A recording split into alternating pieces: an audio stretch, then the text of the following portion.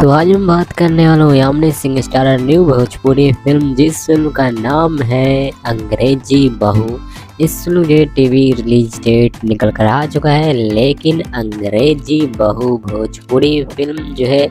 इस फिल्म जो है टीवी रिलीज डेट जानने से पहले अगर आप इस वीडियो को लाइक नहीं किए हैं तो वीडियो को लाइक कर दें, और चैनल पर नए हैं और चैनल को अभी तक सब्सक्राइब नहीं किए हैं तो चैनल को सब्सक्राइब कर घंटा को ऑल पर जरूर सेट कर लीजिएगा। चलिए मैं आप लोगों को बता दूं, अंग्रेजी बहू भोजपुरी फिल्म जो है, इस फिल्म जो है TV release date Yamini Singh की न्यू भोजपुरी फिल्म जिस फिल्म का नाम है अंग्रेजी बहू, इस फिल्म को टीवी पर